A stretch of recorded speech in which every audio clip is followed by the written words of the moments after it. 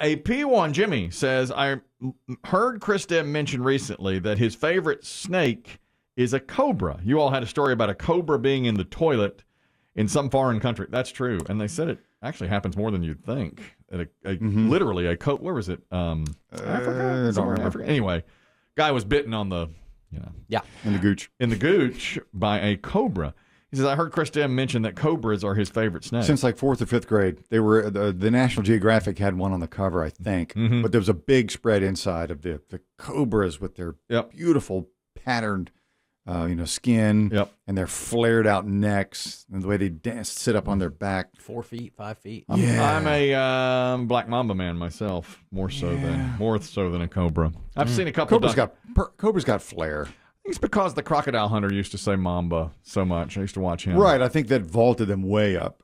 Without the crocodile hunter, the mamba would be just another ho-hum deadly snake. The crocodile hunter. Like a sea crate. Yeah. Oh, yeah. Or a coral snake. No one talks about them. No, you're right. Although the coral is pretty deadly. Deadly. When you say mamba with an enthusiastic Australian accent, people will notice. I just read something about the crocodile hunter that his wife has not dated at all since he died, and she's literally said, "I had the best man in the world. I'm never dating again. I'm not." And she was pretty young, in her 40s, I believe, when he died. Yeah, and the kids were just tiny. And the kids have grown up now. I know that Bindi has married and got her own baby. She has now. kids, I thought so. But the crocodile hunter's wife said, "I had the best man in the world. I'm not. Why would I move on?" That's how I feel about my wife. That right. I've told her. Oh, I thought you were going to say she's a poisonous snake. One of the most venomous, just not talked about. I call her the mamba. Mama, really doesn't get her just due. You don't hear about her as much. She's the mamba mama. No flair. She's not in the National Geographic. No. Doesn't have to be. She's the coral. She'll get you. The king of the snakes. Yeah, she's queen the of the snakes. You got to really look her striping. You got to make sure she's poisonous versus non-poisonous. Well, she's chameleon-like. She changes colors. Like the king snake is. Outside, she turns a little darker. darker. Lured away with wine. Yeah, that's her kryptonite. That's right. Somebody hand me a glass of Pinot. This one's cornered. She looks angry. Got to make a move for the corkscrew. Mama. Her natural habitat's the chaise. Jimmy says, I heard Chris Demm say cobra is his favorite snake. I wanted to let you know I have 4. I'd be glad to bring them by the studio. I'm busy. Jimmy, no. Oh, Jimmy. No. Happy to show you the collection. No, pictures are good. Yeah. Let me know. Absolutely love the show. Love to come by with them one day. Just for Chris Demm. No thanks. Yikes. I don't need to see that. Is that he says it's perfectly legal to own 4 cobras. I guess. I don't know. I think you have to have some sort of permit, don't you? Yeah, I think if you have paperwork, it might be okay. I don't know if there's a limit on numbers. They're not natural to this continent. There was one guy that I believe it was a cobra last year that got out in the neighborhood, right? Oh, in Raleigh. Yeah, and spent the winter on the run. Yeah. That's true. They found it in the spring. And he got in trouble because he didn't report it missing, I believe. Like he was just like, correct. It was Thanksgiving week when the snake went missing. And it came out in like June. Mm-hmm. Because they found it in like a neighbor's yard. Or people kept seeing it. The reporter was knocking on doors and it was on the steps. Yes.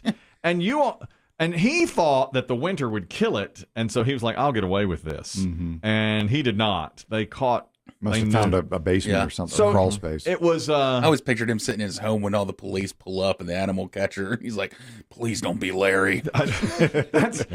Yeah, you see, this is how dumb I am. I have 2 examples, actually, of how dumb I am. Oh, good. When that happened, I thought the snake lived and survived in the woods. You said, no, he had to curl up in somebody's basement crawl space to keep warm. Mm-hmm. Otherwise, he would have died during the winter.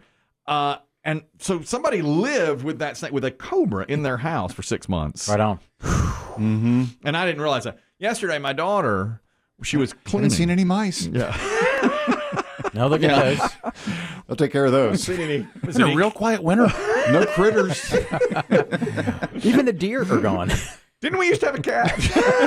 There was a cat here, wasn't there? My daughter was cleaning with Windex, and on the bottle, it had a sticker, and she read it out loud, and she said, this bottle is made of 100% ocean-bound plastic. And when she said that, this is made of 100% ocean-bound plastic, I thought, boy, they're just putting it out there. No matter what we do with it, it's going to head to the ocean. Throw as far as you can. I thought... You save us a trip and just toss it next time you go. Yeah. I thought... Just go out to the end of the pier and I like to punt have it. end of the pier and just dump it all. When you think, I thought it was the real truth in advertising. Like, no matter what I do with this, no matter what recycling, it's going. Where it's going. It's going to the ocean. 100% guaranteed this will be in the ocean. Don't even try. It's going to be that island out in the Pacific, that trash island. I really thought she had misread it. So I read, and it did say that. I guess what it meant I've never was... heard that term. I hadn't either. And it's a big sticker. I almost took a picture of it. It's a big sticker on the top. It said, this bottle is made of 100% ocean-bound plastic, which I think means this would have wound up in the ocean if we hadn't made the bottle out of it. Don't you think that? Because otherwise there's bragging. I don't know what that term means. Or did they harvest it from the ocean? From the ocean. I thought about that too. Maybe they got harvest the raw materials. That's what I wondered if it was. Yep. They, we talk about that big plastic island. Yeah. Does that mean they took some of that and made it?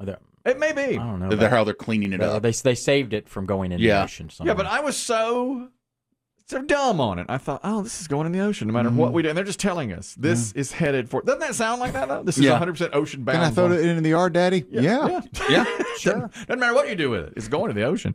Another email from Elaine who says, I do not listen to your program daily, but I do hear it occasionally. And you were talking of horses recently with... problems because they can't throw up. That was a while back. Oh, yeah, it was a while back. I'm going way back. You're way behind. Yeah, their systems only go one way. That's right. We had the audio once of a horse passing gas, and the woman was so excited because it could kill them. It could kill them. They can't throw up, and they can't burp, which was it was a question on fact or crap. And it's true that horses cannot throw up, and they cannot burp.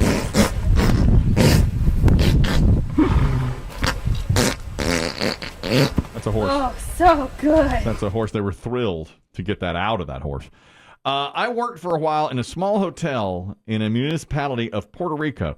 Hotel had a small stable with 4 horses for people that wanted to ride around the property or ride to the beach. Very nice. One day I was helping out at the stables, and one of the horses started acting funny until it fell to the ground. The man in charge said, oh, he's got the colic, meaning I guess you can't get anything up or down. He said the horse is in trouble. The man asked me to run to the hotel bar and bring back 4 beers. No light beers, preferably Heineken. Dave? Clydesdale's German. I rushed to the bar. I grabbed 4 Heinekens. I had no idea what was happening. He opened 2 beers, one at a time. I couldn't finish them all. Here. Damn it, Chuck. Go back and bring me 4 full ones. Not for you fool. He says all I can do to her. That's all I had. They said I need to charge it to your room. No. Horse still down. I need your key. He wouldn't sell it. Need your card key. He opened 2 beers, one at a time, forced the horse to drink them.